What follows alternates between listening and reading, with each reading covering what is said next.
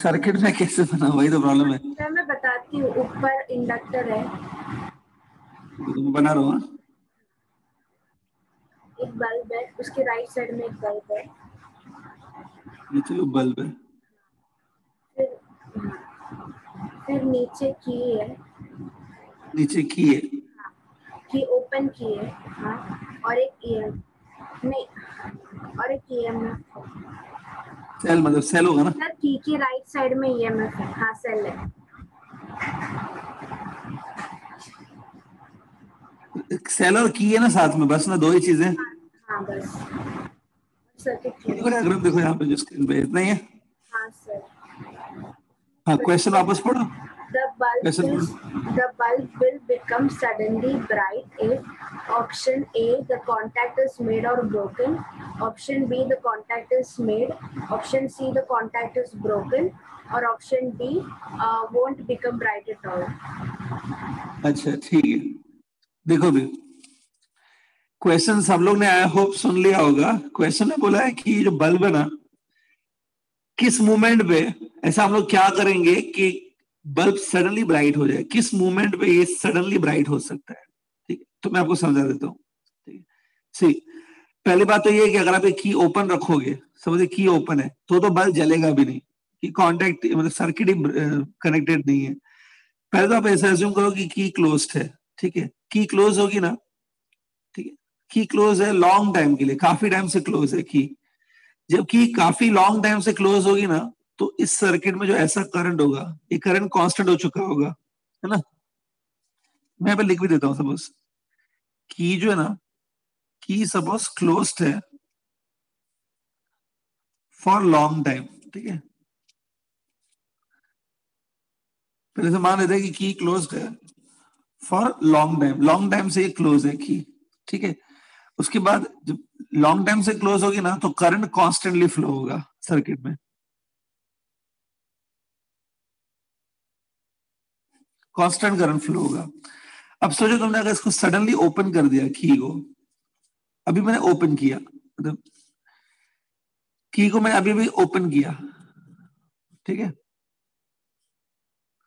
तो थोड़ा सोच के बताओ आप करंट को क्या होगा। Is it current starts decreasing? Yes, क्योंकि आपने की अभी ओपन किया तो करंट डिक्रीज होना शुरू करेगा ना। तो करंट ऐसे होगा, इट्स टेंडिंग टू जीरो लिखा है, मतलब करंट जीरो की तरफ जाना शुरू करेगा, मतलब डिक्रीज होगा बेसिकली। पर अगर करंट डिक्रीज होगा तो ये जो इंडक्टर है, इंडक्टर में से भी जो करंट पास हो रहा है, इंडक्टर में से भी जो करंट पास हो रहा है वो डिक्रीज हो रहा है। तो इंडक्टर को ये चीज पसंद नहीं आती है कि करंट उसमें से जो जा रहा है वो डिक्रीज हो रहा है। क्योंकि देखो अगर करंट जो इंडक्टर में से जा रहा है, अगर करंट डिक्रीज होगा तो फ्लक्स पासिंग थ्रू इंडक्टर में डिक्रीज होंगे ना, क्योंकि फ्लक्स किससे बनते हैं, करंट से ही बनते हैं। तो करंट डिक्रीज होगा तो फ्लक्स पासिंग थ्रू इंडक्टर में डिक्रीज होगा। और आपको पता है क्या होगा, लेंजेस लॉ के अकॉर्डिंग जब फ्लक्स या मैग्नेटिक फ्लक्स चेंज होते हैं किसी कॉइल में से, तो कॉइल उसको अपोज करती है। इस कॉइल में ईएमएफ इंड्यूस होगा, ईएमएफ ऐसे इंड्यूस होगी कि वो इस करंट को जो कम हो रहा है ना, इस कम होते हुए करंट को अपोज करेगी। तो जो इंडक्टर में ईएमएफ इंड्यूस होगी, जो जो ये करंट डिक्रीज हो रहा है उसको अपोज करेगी। तो इंड्यूस करंट बनेगा, ईएमएफ इंड्यूस होगी, करंट इंड्यूस होगा। इंड्यूस करंट ऐसा होगा कि वो जो मेन करंट है ना उसको कम होने से रोकेगा उसको। इंड्यूस करंट ऐसा बनेगा, मेन करंट जो है उसी के डायरेक्शन में बनेगा, उसको कम करने से रोकने के लिए। तो इस एक्स्ट्रा इंड्यूस करंट की वजह से क्या होगा, बल्ब की ब्राइटनेस एक मोमेंट के लिए बढ़ जाएगी। जितना बल्ब पहले ग्लो हो रहा था नॉर्मल जब करंट था, की ओपन करने पे करंट कम होने की कोशिश करेगा, इंड्यूस करंट उसको कम नहीं होने देगा। तो जो एक्स्ट्रा इंड्यूस करंट आ गया ना, उसकी वजह से क्या होगा, एक मोमेंट के लिए बहुत ज्यादा ब्राइटनेस आएगा बल्ब में। तो बल्ब में ब्राइटनेस एक्स्ट्रा कब आएगा, जब ये की को हम लोग ओपन करते हैं। की जब ओपन होती है ना तब होगा। ठीक है, कुछ स्टूडेंट को ऐसे डाउट आएगा कि सर की क्लोज करने के टाइम पे ब्राइटनेस नहीं बढ़ेगा क्या, कि सपोज अभी अभी क्लोज किया है उस टाइम पे एक ऑप्शन वैसा भी है कि की जस्ट क्लोज किया है। ठीक, वो मैं समझा देता हूँ। एक बात आओ, सपोज की मैंने अभी अभी जस्ट क्लोज किया है, जस्ट अभी क्लोज किया है, इसका मतलब है पहले वो ओपन था। पहले ओपन था तो मतलब करंट बल्ब में से नहीं जा रहा था, पहले तो बल्ब ऑफ रहेगा ना। सपोज पहले बल्ब ऑफ था, बल्ब इज ऑफ। अभी भी मैंने क्या किया, की जस्ट क्लोज किया, ठीक है, जस्ट क्लोज किया। तो जस्ट क्लोज करेंगे ना तो ये करंट अभी इसमें से बढ़ने की कोशिश करेगा। The current in the circuit, current in the circuit will try to increase. जब ये इंक्रीज होने की कोशिश करेगा ना, इंडक्टर उसको अपोज करेगा, इंडक्टर उसको कम करने की कोशिश करेगा। उस टाइम पे बल्ब में हल्का सा ब्राइटनेस आएगा लेकिन ज्यादा ब्राइटनेस नहीं आ सकता है, कि करंट अभी जीरो है सर्किट में, करंट जस्ट स्टार्ट हो रहा है अभी। सडन जो एक्स्ट्रा ब्राइटनेस है ना वो तब आएगी जब की को आप ओपन करोगे। इसका आंसर होगा जब की ओपन हो रही है। फर्स्ट या सेकंड ऑप्शन था शायद, सेकंड ऑप्शन था I think. Akanksha second option है गिवन, देखो Contact is made. और इट इज मेड, वो आंसर है। नहीं, contact is broken. हाँ वही आंसर है। समझा क्या मैंने अभी समझाया वो। हाँ सर, समझा। जब कॉन्टेक्ट तोड़ते हैं ना तो थोड़ी देर के लिए सडन ब्राइटनेस आती है, ठीक है। हाँ ठीक है, और कोई किसी को कुछ डाउट है? यस सर, सर गैल्वेनोमीटर पे डाउट है। हाँ पढ़ो।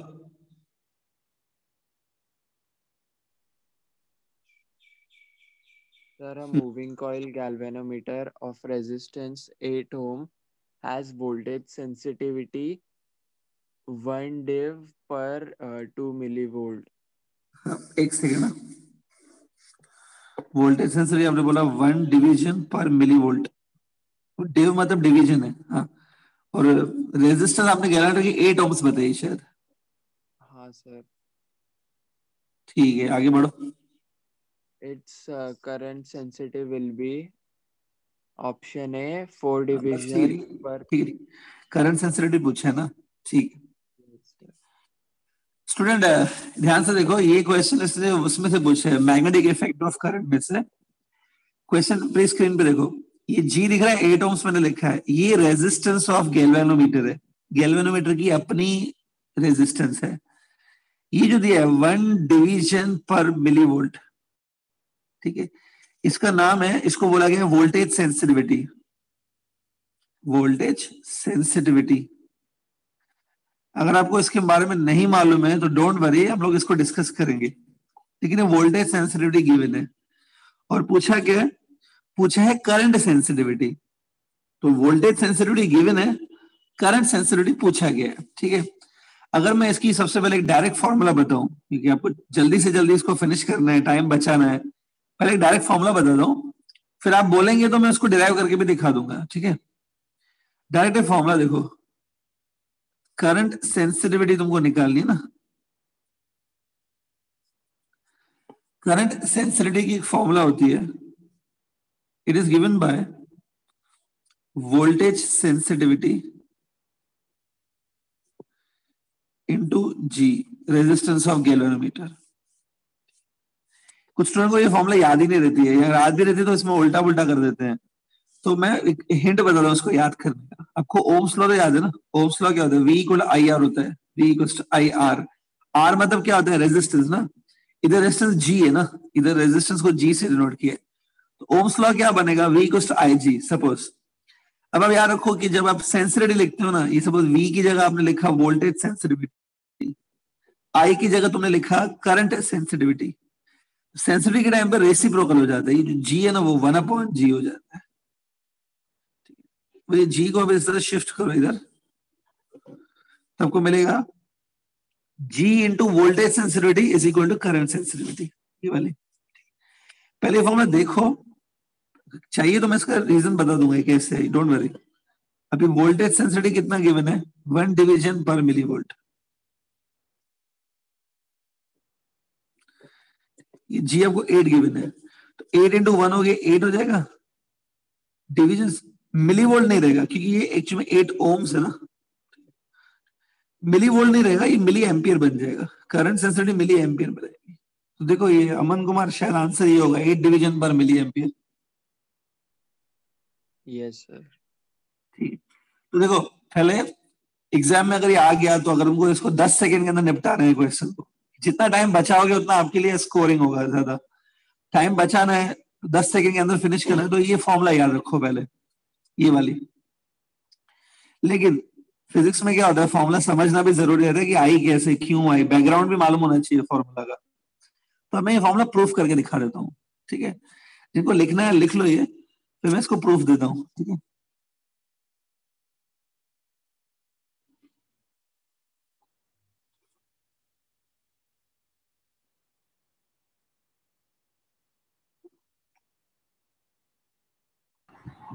सर ये मूविंग कॉइल गैल्वेनोमीटर पे है क्या?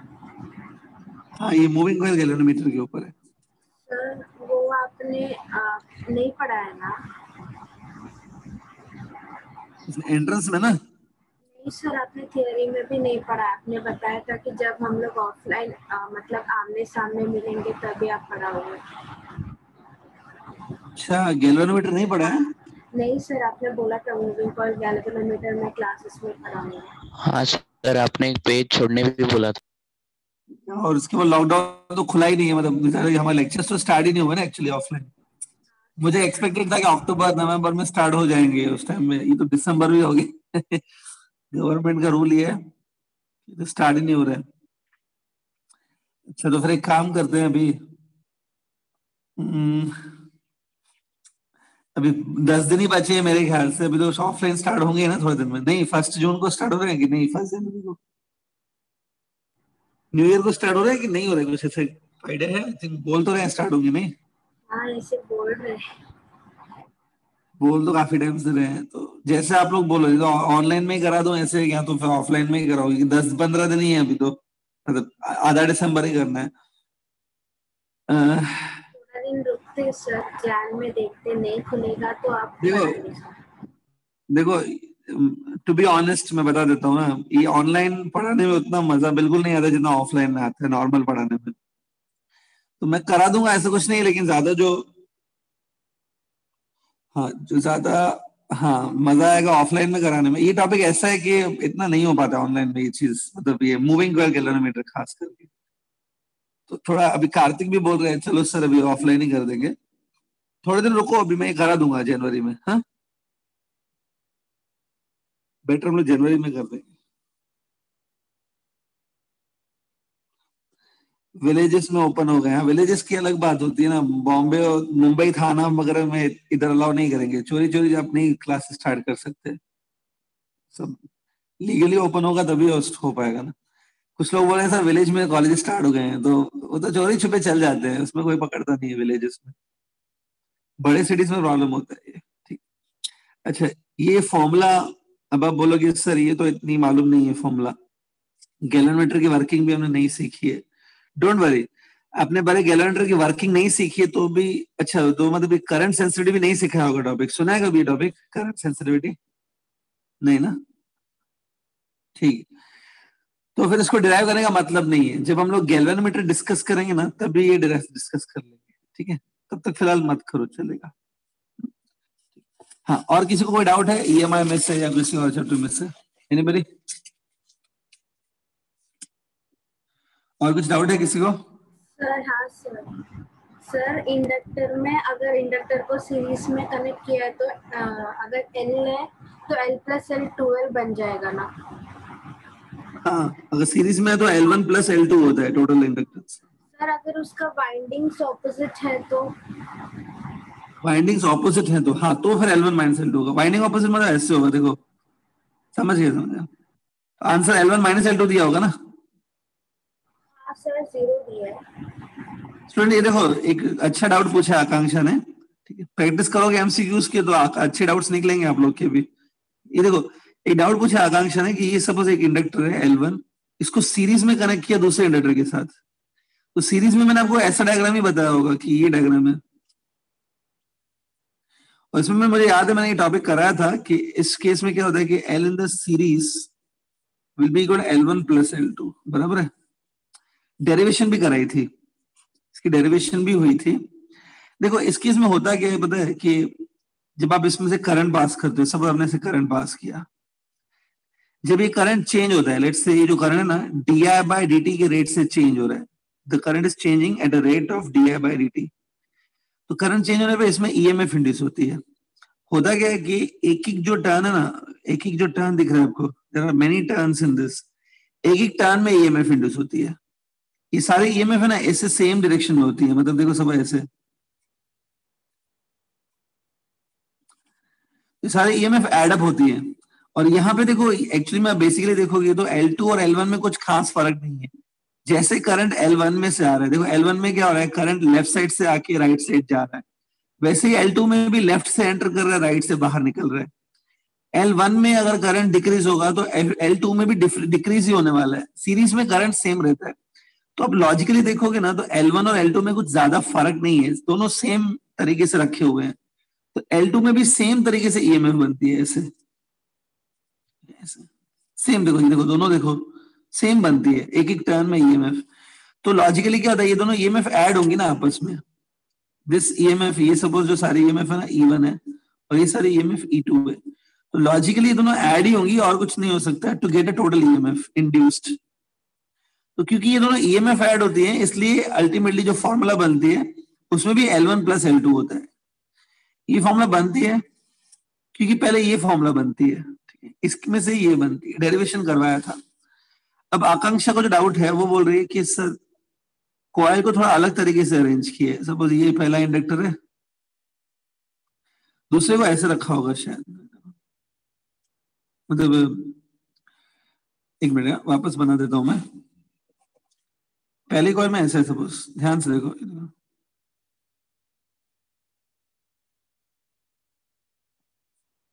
ठीक है, दूसरी कॉइल में ऐसा रखा होगा शायद,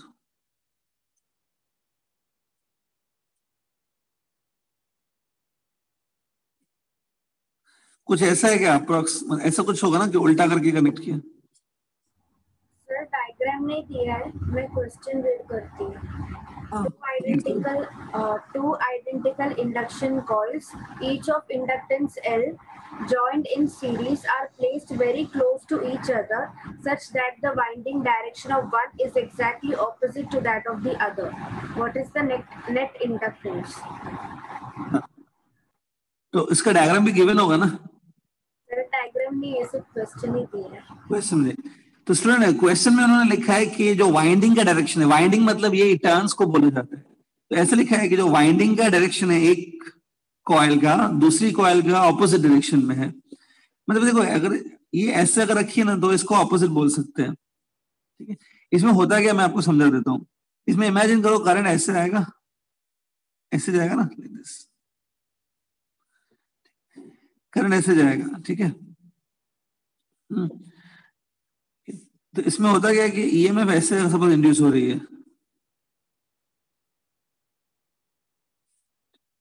दूसरी कॉइल में वाइंडिंग का डायरेक्शन ऑपोजिट बोला गया है। वाइंडिंग का डायरेक्शन ऑपोजिट होने की वजह से क्या होता है, मतलब अगर ऐसा वो बोल रहे हैं क्वेश्चन में कि वाइंडिंग का डायरेक्शन ऑपोजिट है, तो इसमें होगा कि जो दूसरी कॉइल है ना उसमें ईएमएफ बनेगी नो डाउट, बट पहली वाली कॉइल के उल्टे डायरेक्शन में बनेगी। तो दूसरी कॉइल में जो ईएमएफ है ना पहले वाले की उल्टी बनेगी। अगर ऐसा लिखा हुआ है क्वेश्चन में ऑपोजिट डायरेक्शन में है दोनों, तो ऐसा होता है कि L1 माइनस L2 हो जाएगा। ऐसे क्वेश्चन मिलते हैं आपको, क्वेश्चन मिल जाएगा, ठीक है। अगर लिखा है क्लियरली कि ऑपोजिट डायरेक्शन में वाइंडिंग है तो L1 माइनस L2 होता है टोटल इंडक्शन। क्योंकि दोनों आइडेंटिकल कॉइल्स हैं, ये L1 को भी L लिखना है, L2 को भी L लिखना है, L माइनस L 0 होगा। देखो फाइनल L 0 आने का मतलब क्या होता है, जो फाइनल L 0 है इसका मतलब है कि इन दोनों कॉइल में कंबाइन करके जो ईएमएफ बन रही है ना वो 0 बन रही है। होता है ना E1 प्लस E2 बताया था ना इधर मैंने, इधर क्या होगा E नेट E कितना आएगा, E1 माइनस E2 आता है, नेट ईएमएफ 0 बनती है इसमें। नेट ईएमएफ 0 है मतलब कंबाइंडली इसमें कोई ईएमएफ नहीं बन रही, तो कॉम्बिनेशन का L भी 0 होना चाहिए इंडक्टेंस, L 0 है इसमें, देखो 0 आंसर दिया होगा इसे, राइट। यस सर, आंसर 0 है। हाँ, तो अगर क्लियर लिखा है ना कि वाइंडिंग ऑपोजिट डायरेक्शन में, मतलब जैसे पहला इंडक्टर है दूसरा उसके अगेंस्ट में बना हुआ है, तो दोनों का L ऑपोजिट होता है, L minus L1 minus L2 का, थोड़ा ध्यान में रखो इस चीज को। हाँ चलो स्टूडेंट आगे बढ़ते हैं, और किसी को डाउट है? सर एक और चीज पूछो क्या? हाँ बोलो ना, उसमें यू वेलकम, बोलो। सर जब हम लोग डी के करंट ग्रोथ करंट का हम लोग ने अगर सॉल्व किया है तो उसमें अगर हमें टाइम कांस्टेंट या तो टाइम निकालने बोला है तो हम लोग को मतलब ऑब्वियसली लॉग अप्लाई करना पड़ेगा थोड़ा, जैसे कि वो ई रेस टू वो नीचे आ जाए। हाँ सर तो लॉग अप्लाई करेंगे तो लॉग का वैल्यू दिया जाएगा क्या क्वेश्चन में? देखो जरूरी होगा तो देंगे, मतलब क्या होता है अगर मोस्टली सर ln 1/2 2 ही आता है ज्यादा से ज्यादा सम्स में, सिर्फ थोड़े बहुत सम्स में अलग आते हैं। देखो अलग आएगा तो वो log of 5 आ गया, log of 7 आ गया तो वो देंगे डेफिनेटली, सबके log याद नहीं करने होते। एक्सपेक्टेड ये होता है कि log of e आपको मालूम होना चाहिए, log of e 1 होता है और log of 2 मैक्सिमम याद करो, log of 2 होता है 0.693। ये तो एक्सपेक्टेड रहते हैं कि हमको भी याद होते हैं टीचर्स को और आपको भी याद होने चाहिए। बाकी लॉग अगर कुछ आ रहा है, log of 5 आ गया, log of 12 आ गया तो वो देंगे क्वेश्चन में, ठीक है। ये दोनों तो एटलीस्ट याद होने चाहिए। एंड दे आर एक्सपेक्टिंग कि स्टूडेंट को ये भी आपको समझ में आना चाहिए कि अगर सपोज ये log of e raised to minus t आ रहा है sir is equal to suppose 7, थोड़ी बहुत मैथमेटिक्स सबको आनी चाहिए, दोनों साइड log लेने पे ये ऐसा हो जाएगा minus T equal to log of 7। मतलब थोड़ी बहुत बेसिक मैथ्स के स्टेप्स आने चाहिए और ये दो log की वैल्यू याद रखो, इतना सफिशिएंट है, बाकी हो जाएगा उसमें से। हाँ ठीक है। हाँ और बताओ किसी को डाउट है?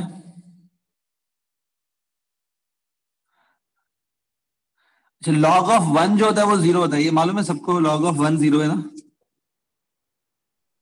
Yes sir.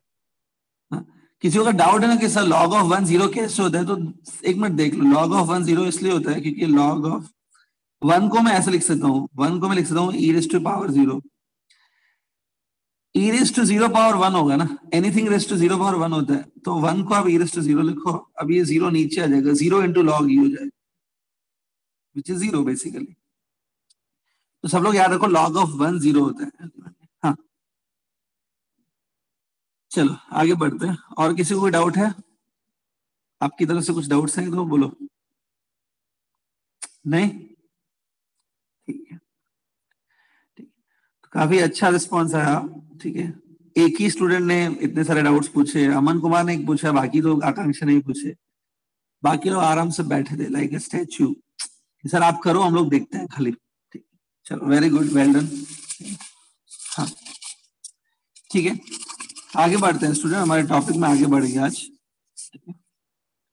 Last time induction self induction करा दिया था, ठीक है। एक टॉपिक में भी पहले ये करा देता हूँ, एलसी ऑसिलेशन।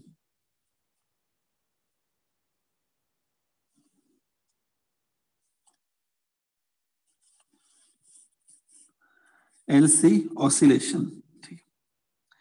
एलसी ऑसिलेशन क्या रहता है?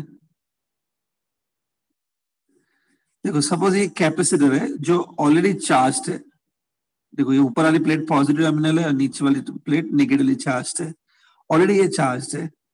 इसके ऊपर जो चार्ज है वो है Q0, Q0 is a charge on this capacitor,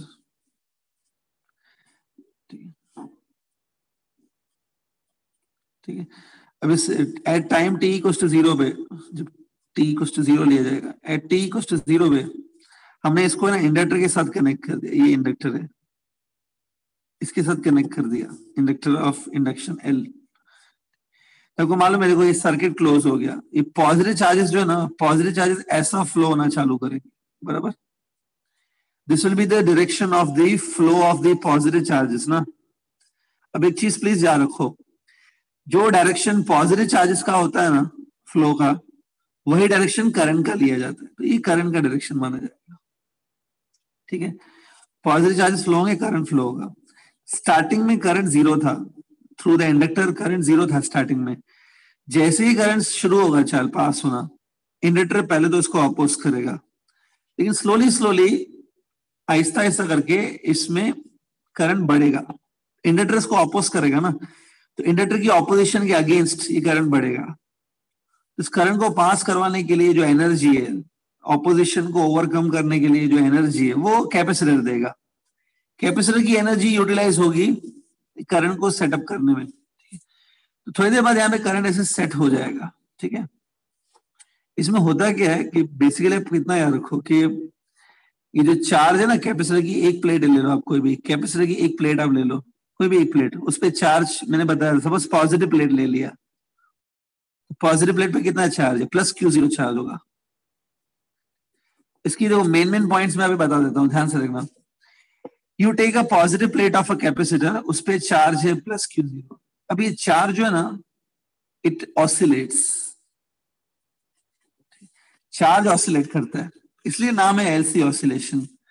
charge oscillate करता है, इसका क्या मतलब है, चार्ज जो है ना कभी कभी 0 हो जाता है, 0 से वो प्लस Q0 तक जाता है, प्लस Q0 एक्सट्रीम है इसका वैल्यू, फिर वापस 0 हो जाता है, फिर चार्ज उसी प्लेट के ऊपर, पॉजिटिव प्लेट के ऊपर चार्ज माइनस में भी चला जाता है, माइनस Q0 तक चला जाता है और फिर से 0 हो जाता है।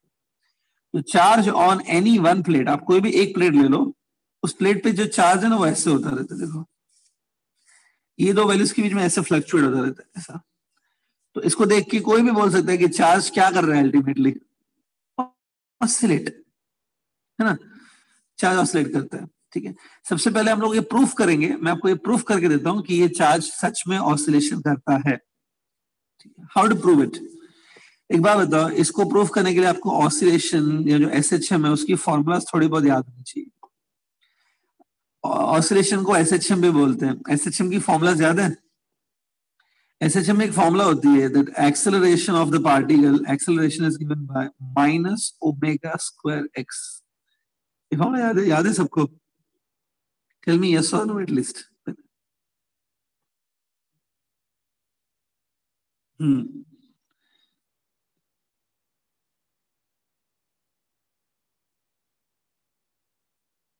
हाँ सब लोग बोलो प्लीज, रिप्लाई मी।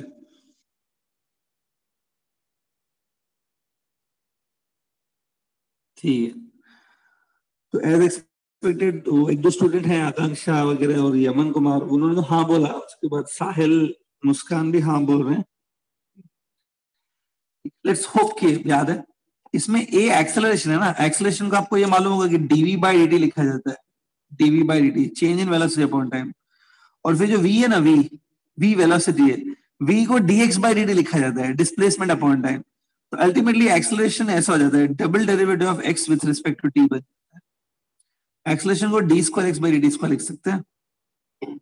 अभी जो माइनस ओमेगा स्क्वायर एक्स है उसको दूसरी तरफ शिफ्ट करो तो ये जाएगा plus omega square X equal to 0। इसको बोलते हैं differential equation of SHM, differential equation.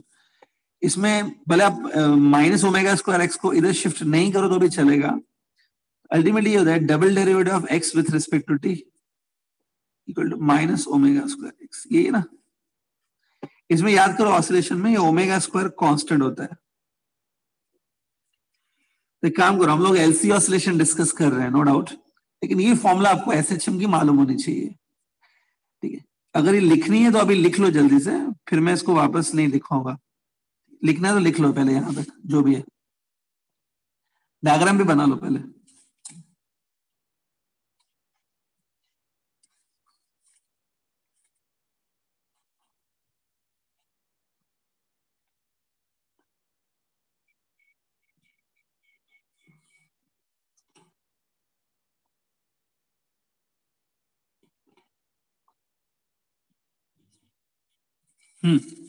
हो गया।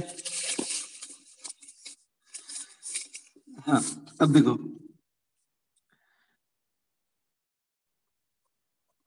का अभी हम लोग अपने ओरिजिनल टॉपिक पे आ जाते हैं। हमारा टॉपिक ये चल रहा था एलसी ऑसिलेशन। कैसे प्रूफ करेंगे कि चार्ज सच में ऑसिलेट कर रहा है। देखो ये डायग्राम था, मैंने कहा था स्टार्टिंग में जब करंट सेटअप होगा, करंट ऐसा सेटअप होगा, ठीक है। सो जो ये जो करंट है ना, फिलहाल ये करंट इंक्रीजिंग है, this current is as of now increasing with time. तो आपको मालूम है अगर ये करंट इंक्रीज हो रहा है ना तो इंडक्टर इसको अपोज करेगा, इंडक्टर जो है वो इसकी इंक्रीज को अपोज करेगा। इसको अपोज करने के लिए पता है क्या होगा, इस इंडक्टर में बैक ईएमएफ बनेगी। बैक ईएमएफ ऐसे बनेगी कि this terminal will be positive and this will work like a negative terminal of that EMF. ऐसे ये पहले समझाया था, वैसे ही है, इधर प्लस बनेगा इधर minus to oppose this current. ठीक है, अब एक बात बताओ, ये जो चार्ज, ये अगर मैं इसमें केवीएल लगाऊं, किरचॉफ वोल्टेज लॉ लगाऊं, तो लगा सकते हैं सर्किट में। ये देखो, ये पॉइंट से मैं स्टार्ट कर रहा हूं, ऐसे जा रहा हूं ऊपर, and I am applying Kirchhoff voltage law. थोड़ा सोच के बताना, ये देखो ऐसे जा रहा हूं, माइनस से प्लस की तरफ जा रहा हूं, माइनस टू प्लस। क्या लिया जाता है वोल्टेज को अगर हम माइनस से प्लस की तरफ जा रहे हैं? केवीएल में वोल्टेज को क्या लेते हैं अगर हम माइनस से प्लस की तरफ जंप कर रहे हैं तो? प्लस लेते हैं ना। प्लस क्या लेंगे? प्लस हम लोग वोल्टेज लेंगे, वोल्टेज अक्रॉस कैपेसिटर। बाद में इसको देखेंगे, लेकिन प्लस में ले लिया, प्लस में वोल्टेज अक्रॉस कैपेसिटर लिया। अच्छा, कैपेसिटर क्रॉस हो गया। अब इधर आओ, अब इधर मैं प्लस से माइनस की तरफ जा रहा हूं, प्लस से माइनस की तरफ, माइनस लेंगे, ई बैक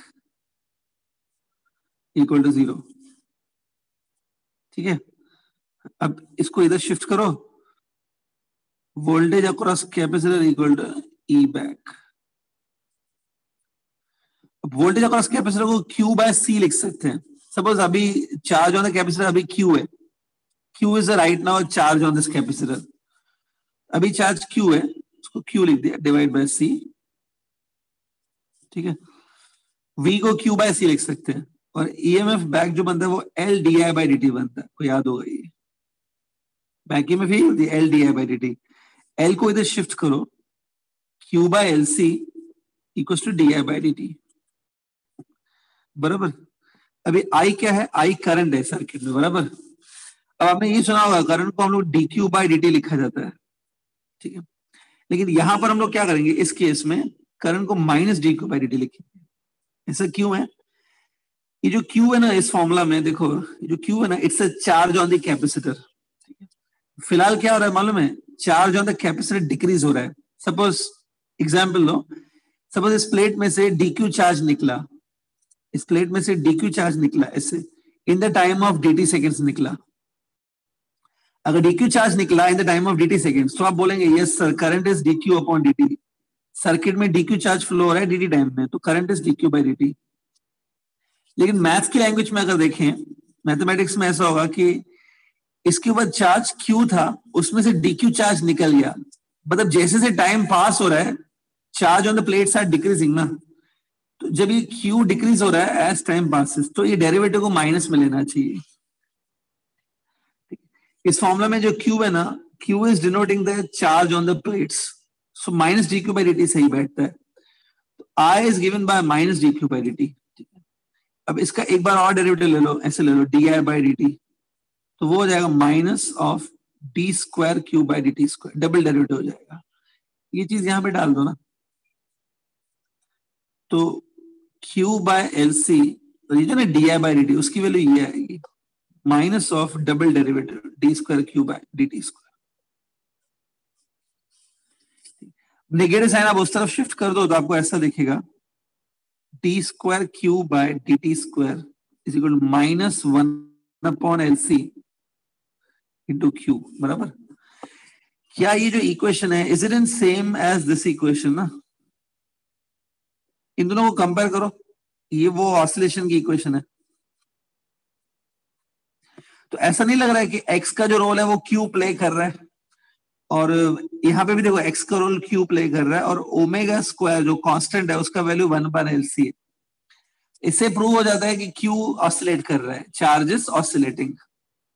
ठीक है, अब एक बात, जब आप SHM में जाते हो ऑसिलेशन में आपको ये याद होगा, ये जो x है ना ऑसिलेशन में, जो x है, x की एक फॉर्मूला बनती है, x is given by a sine of omega t plus alpha. Similarly यहां पे भी हम लोग अगर इसको सॉल्व करेंगे ना, तो q की सेम फॉर्मूला बनेगी। q की फॉर्मूला ऐसे बनेगी, q is equal to q0 sine omega t plus alpha. ये फॉर्मूला बनेगी ना। तो यहां से पहले लिख लो अगर चाहिए तो, फिर मैं बस जस्ट थोड़ा सा आगे बता देता हूँ। लिखना है तो लिख लो इसमें, ठीक है।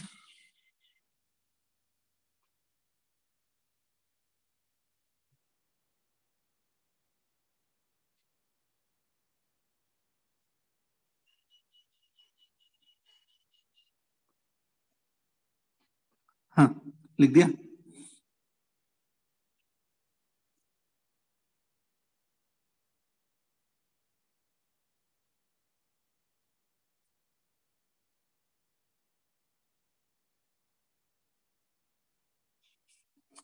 ठीक है, हो गया।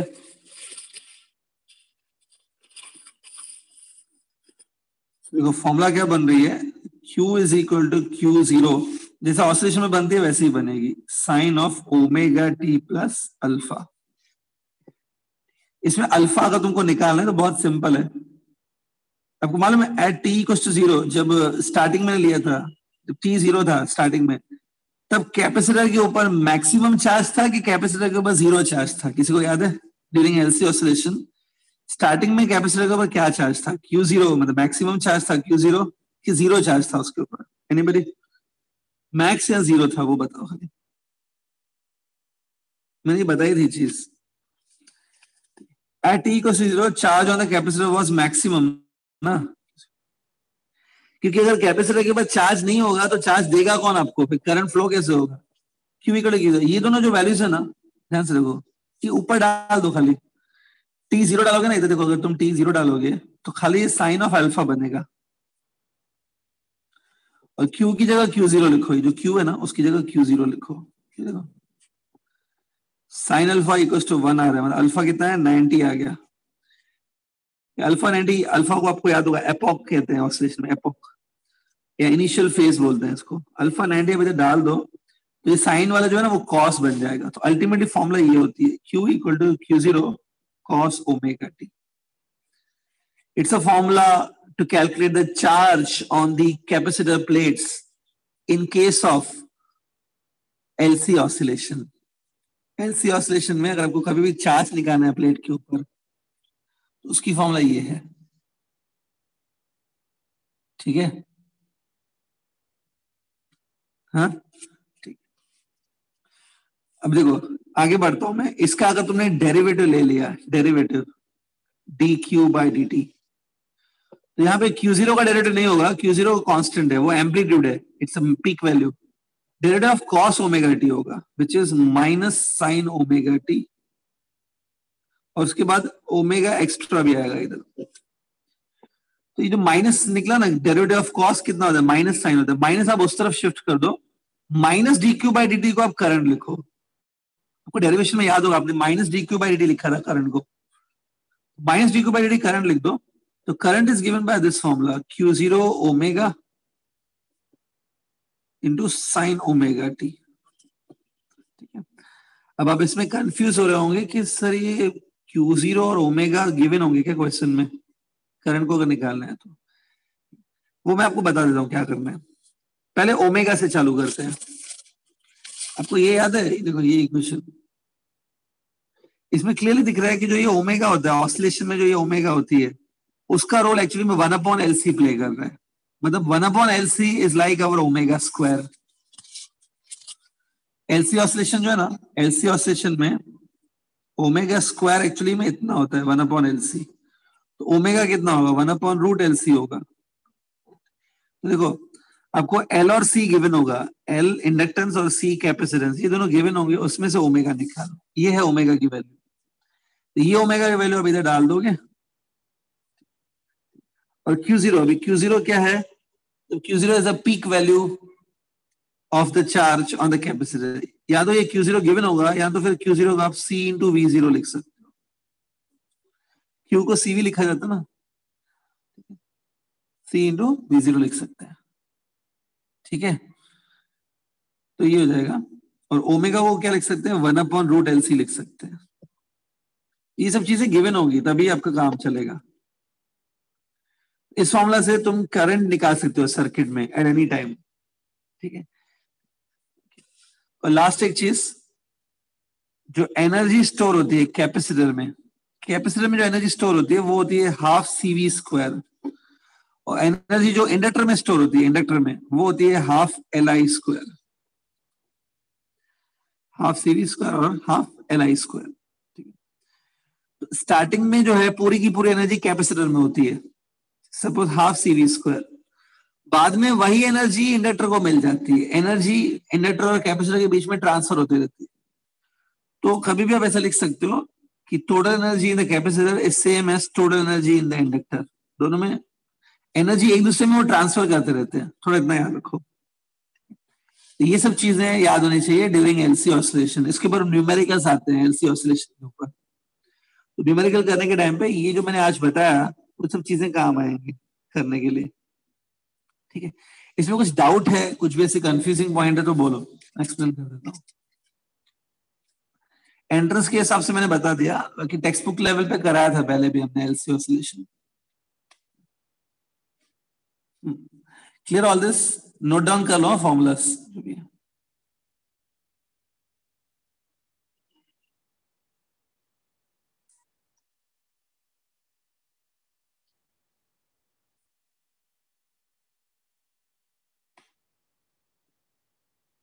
ठीक है, हो गया? ओके, ठीक है। तो अगले टॉपिक पे जाते हैं। अगला टॉपिक आपका ये रहेगा, म्यूचुअल इंडक्शन।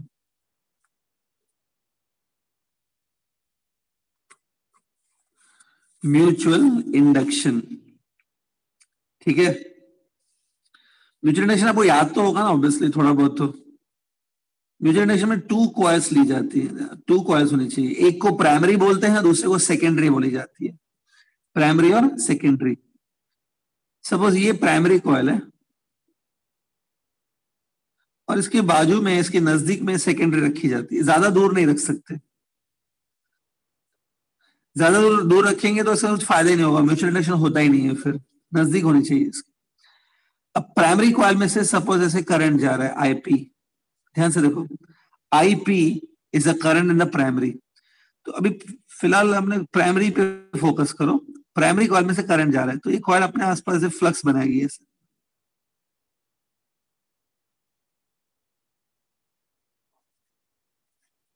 ये फ्लक्स क्यों बने? देखो प्राइमरी कॉइल में करंट है इसके लिए, तो ये जो फ्लक्स है ना प्राइमरी के करंट की वजह से बने हैं, ठीक है। लेकिन जो फ्लक्स है देखो अब सेकेंडरी कॉइल में से भी जा रहे हैं, ठीक है। सेकेंडरी कॉइल में से भी जा रहे हैं। सेकेंडरी कॉइल में से जो फ्लक्स जा रहे हैं, फ्लक्स थ्रू सेकेंडरी, उसको ऐसे लिखा जाता है φs, फ्लक्स थ्रू सेकेंडरी।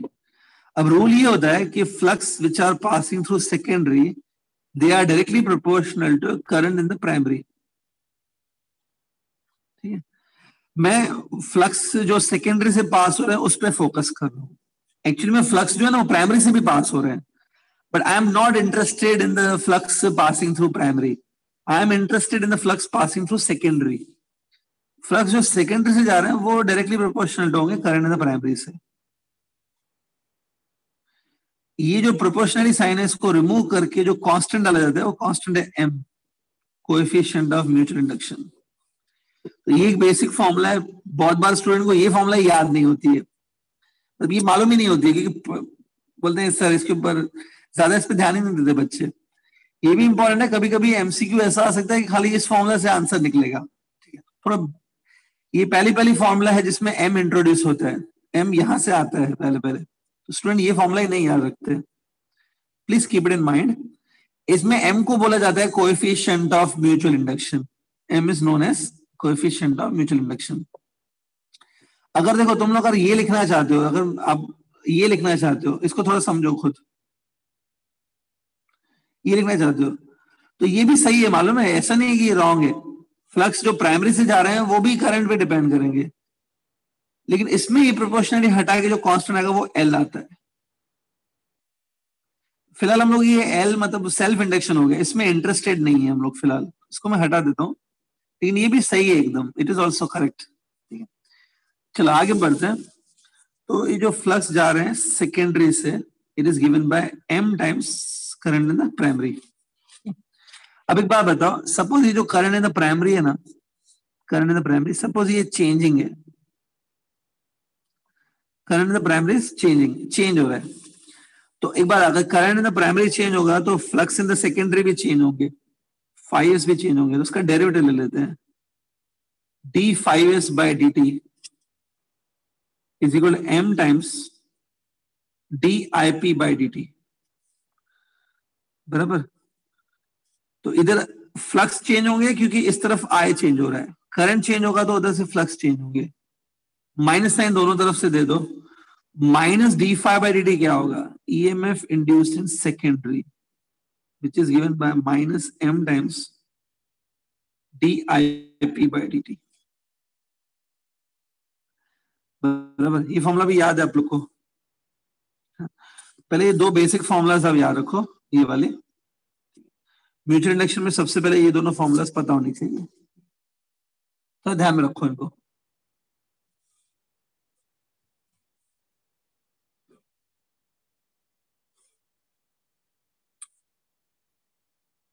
ठीक है, आगे बढ़े।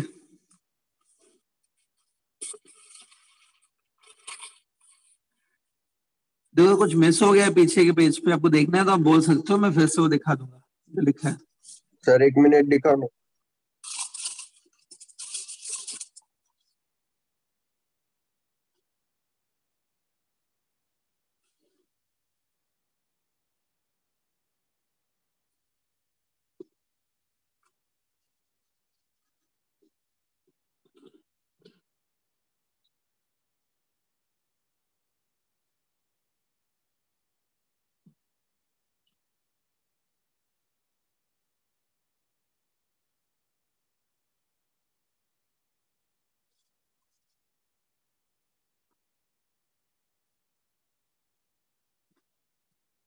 हो गया सर।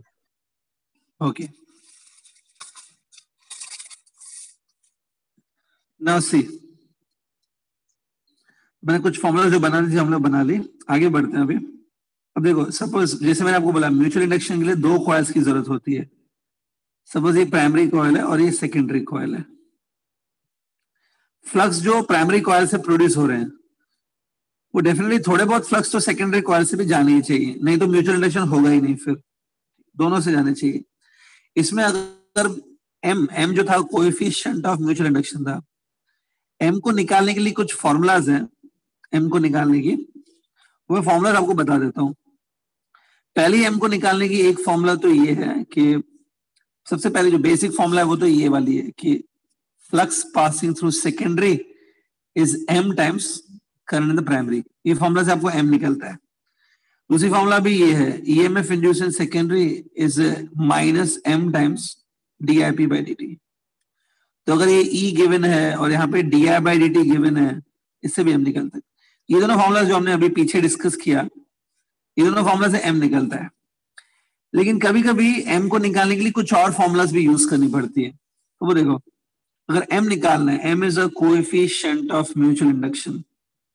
एम की एक और फॉर्मूला है mu zero n1 into n2 a by L. इसमें ये म्यू जीरो तो आपको मालूम है, परमिएबिलिटी बोलते हैं इसको, permeability of medium. n1 n2 is a number of turns in the primary and secondary coil. A जो है ना, A is a cross section area of the both coils. Suppose ये दोनों जो कॉइल्स हैं प्राइमरी और सेकेंडरी, दोनों identical coils हैं, मतलब क्रॉस सेक्शन एरिया सेम है दोनों कॉइल्स का, लेंथ वगैरह सेम है, आइडेंटिकल कॉइल्स हैं। तो A is a area of cross section of any coil, L जो है length of the any coil। अगर दोनों कॉइल्स सेम लेंथ की है, सेम एरिया की है, तब ये फॉर्मूला चल जाती है।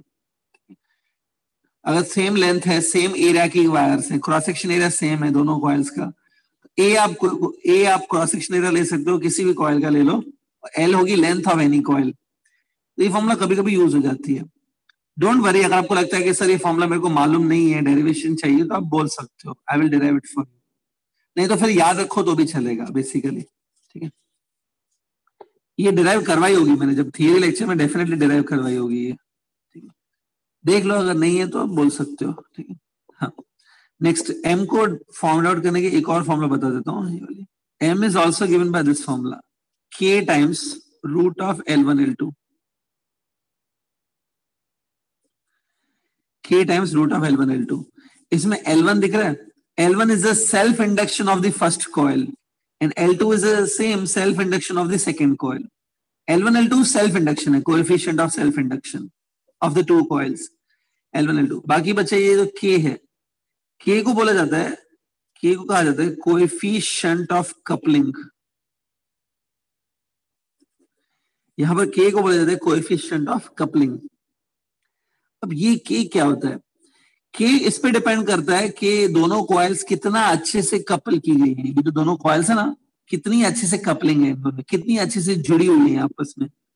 अगर कॉइल में बहुत अच्छी सी कपलिंग नहीं है, अच्छे से वो आपस में कनेक्टेड नहीं है, तो के कम रहेगा। फिर कॉइल अगर बहुत अच्छे से आपस में जुड़ी हुई है, बहुत अच्छे से इन दोनों में आपस में कांटेक्ट है, तो फिर के हाई रहता है। के डिपेंड करता है कितना दोनों में कपलिंग है। कपलिंग मतलब कनेक्शन, फिजिक्स में कपलिंग मतलब कनेक्शन होता है। दोनों कॉइल में कितना ज्यादा कनेक्शन है, के उस पर डिपेंड करता है। के की मैं बेसिकली एक फॉर्मूला बता देता हूँ। के की फॉर्मूला ऐसे होती है, flux passing through secondary divide by flux passing through primary. ये के को निकालने की एक फॉर्मूला होती है, ठीक है। तो एक बात बताओ, सपोज आपने क्या किया है, ये जो एक कॉइल है ना, हाँ ऐसे रखी है, देखो एक कॉइल ऐसे रखी है, दूसरी कॉइल ऐसे रखी है, ध्यान से देखो ये। तो मालूम है क्या होगा, प्राइमरी कॉइल से जब फ्लक्स बनेंगे ना, सपोज प्राइमरी कॉइल से फ्लक्स निकलेंगे, वो ऐसे जाएंगे, देखो बराबर। अब आपको लगेगा कि ये जो फ्लक्स है सेकेंडरी से जा रहे हैं, दिख रहा है क्या? लेकिन एक्चुअली में फ्लक्स सेकेंडरी से नहीं जा रहे हैं, क्योंकि देखो सेकेंडरी कॉइल ऐसी है, सपोज ये सेकेंडरी है, ये देखो मैं इसका इधर बना देता हूँ, ये सेकेंडरी और फ्लक्स ऐसे जा रहे हैं, देखो। तो आपको क्या लग रहा है, is it flux are passing through secondary coil or not passing? ये डायग्राम को मैंने इधर बना दिया ऐसे, हाँ। Do you feel flux are passing through secondary coil or flux are not passing through secondary coil? ये डायग्राम में नॉट पासिंग ना, तो कितने फ्लक्स जा रहे हैं सेकेंडरी कॉइल में से? 0 फ्लक्स जा रहे हैं। ये जो फ्लक्स थ्रू सेकेंडरी है ना, वो 0 हो जाएगा, तो के का वैल्यू 0 आएगा, मतलब कपलिंग 0 है दोनों के बीच में। मैं आपको लग रहा है कि ये दोनों कॉइल एक दूसरे के नजदीक हैं, लेकिन फिर भी आपस में इनका कोई कनेक्शन नहीं, कांटेक्ट ही नहीं है, कांटेक्ट नहीं है। एक कॉइल के जो फ्लक्स हैं वो दूसरे से जा ही नहीं रहे, तो कपलिंग 0 है। के 0 होगी ना, इधर के 0 डाल देना, म्यूचुअल इंडक्शन 0 आएगा, ठीक है। एम 0 आएगा। और एक बात, अगर ये एम 0 आ गया, सोचो ये एम 0 आ गया, इस फॉर्मूला में एम 0 डालो तो इसमें से भी आपको निकलेगा फ्लक्स 0 है। इधर एम 0 डालो तो ईएमएफ इन सेकेंडरी 0 आएगा। समझा? ये ऐसे होता है, ठीक है। के कोएफिशिएंट ऑफ कपलिंग है। ये फॉर्मूला का डेरिवेशन कोई नहीं पूछेगा आपसे, no need to derive this formula, confusion होता है काफी इसको डिराइव करने में, थोड़ा याद रखो उसको, के root of L1 into L2, ठीक है।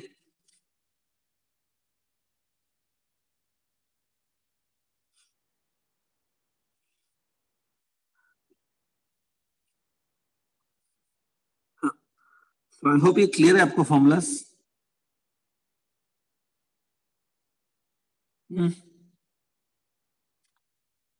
ठीक है,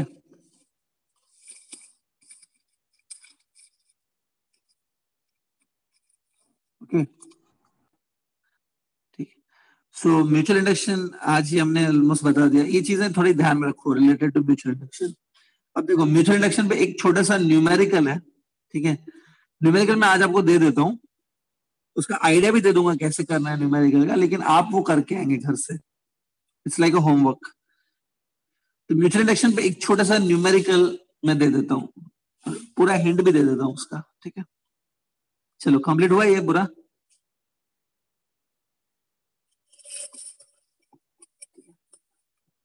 तो एक छोटा सा न्यूमेरिकल कर लेते हैं। ये देखो, ये एक स्क्वायर कॉइल है, it's a square shaped coil which is carrying a current, ठीक है। इस कॉइल का जो साइड है वो L है, L is the length of sides, ठीक है।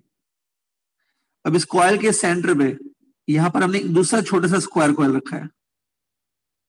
तो एक काम करते हैं, बीच में भी हमने एक छोटा सा स्क्वायर शेप का एक कॉइल रखा है। तो एक काम करते हैं, जो बड़ा स्क्वायर है उसका साइड ले लेते हैं L1, और अंदर छोटा सा स्क्वायर है ना, उसका साइड ले लेते हैं L2। जो अंदर छोटा सा कॉइल रखा है, वेरी स्मॉल कॉइल, ना उसका वो बहुत छोटा कॉइल है, मतलब L2 is very much smaller than L1, ठीक है। तो यहां पर आपको कितनी कॉइल्स दिख रही है? 2 कॉइल्स दिख रही है, एक बाहर वाली बड़ा स्क्वायर और एक छोटा अंदर वाला स्क्वायर। तो इन दोनों कॉइल्स के बीच का म्यूचुअल इंडक्शन निकालना है। We have to calculate the M for this coils.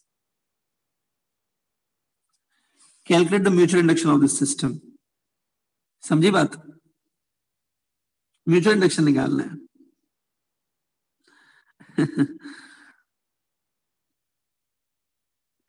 Diagram बना लो, क्वेश्चन लिख लो, फिर मैं थोड़ा हिंट दे देता हूं और फिर आप घर से इसको करके लाओ।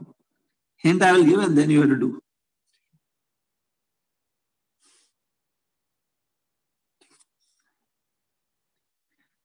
क्या लगता है, थोड़ा सा हिंट दे दूं कि उसके बिना ही कर लोगे आप लोग? मुझे पता है आधे स्टूडेंट तो करेंगे ही नहीं, वो बोलेंगे नहीं सर हम लोग तो नहीं करेंगे,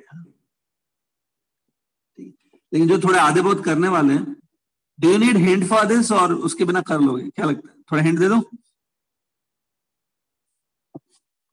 ठीक है,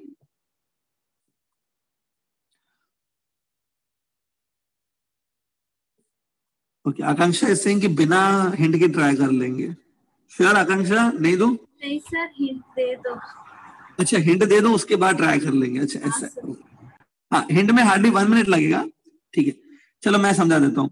एक काम करो, सबसे पहले ना बड़ा वाला स्क्वायर लेना, सिर्फ बड़े वाले स्क्वायर को देखो। इस बड़े वाले स्क्वायर में करंट है आई, ठीक है। इसको आप प्राइमरी कॉइल की तरह ट्रीट करो ना, कि जो बड़ा वाला स्क्वायर है वो प्राइमरी कॉइल है, क्योंकि इसमें करंट फ्लो हो रहा है।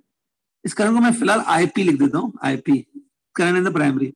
अब आपको करना क्या है, इसका जो सेंटर है ना स्क्वायर का, सेंटर पे आप बी कैलकुलेट करो। एक स्क्वायर कॉइल के सेंटर पे बी कैलकुलेट करने का मैंने आपको बताया है मैग्नेटिक इफेक्ट की, जब एंट्रेंस डिस्कस किया था मैग्नेटिक इफेक्ट में, तब एक स्क्वायर कॉइल के सेंटर पे बी कैलकुलेट कराया था। कैसे, ये देखो, ये डिस्टेंस L/2 होता है ऐसे, ये जो पोर्शन है, ये पोर्शन, इसको एक फाइनाइट वायर की तरह ट्रीट करो, फाइनाइट वायर। तो इस फाइनाइट वायर की वजह से सेंटर पे आपको बी कैलकुलेट करना है, और ऐसी 4 वायर्स है ना, ये 4 साइड्स है ना इसको, तो सेंटर पे तुम बी कैलकुलेट करो, जो मैंने आपको पहले सिखाया है मैग्नेटिक इफेक्ट में। सेंटर पे आप प्लीज बी कैलकुलेट कर लेना, ठीक है। अब एक बात, सेंटर पे एक्चुअली में क्या है, सेंटर पे एक्चुअली में छोटी सी कॉइल रखी हुई है, ये वाली छोटी सी कॉइल है जिसका साइड कितना है, L2 है। यहाँ पे तुमको बी मिल गया, you got the B at the center. आपको ये मालूम है बी इंटू एरिया करके फ्लक्स मिलते हैं ना, flux are given by B into area. यहाँ पे बी मालूम है, ये छोटा सा जो स्क्वायर है, छोटे से स्क्वायर का एरिया कितना होगा, छोटे से स्क्वायर की एरिया होगी L2 square. L2 square is the area of this square coil into B, तो ये फ्लक्स मिलेंगे। एनीबॉडी मुझे ये बताओ, ये जो फ्लक्स मुझे मिले, it's a flux passing through secondary or it's a flux passing through primary? बोलो, ये करके जो फ्लक्स मिलेंगे, it's a flux passing through primary or secondary? Secondary. Secondary, flux passing through secondary. इसको आप क्या लिखना, फ्लक्स पासिंग थ्रू सेकेंडरी ये होंगे ना, इसको आप लोग लिखना m times current in the primary. Flux passing through secondary is given bye m times current in the primary ना, इसमें से m निकलेगा, डेफिनेटली m आ जाएगा इसमें से। हिंट समझा सबने? इतना हिंट दे देता हूं, इसको आप खुद करना ट्राई, ठीक है। कल के लेक्चर में मुझे इसका आंसर चाहिए, आई नीड आंसर फॉर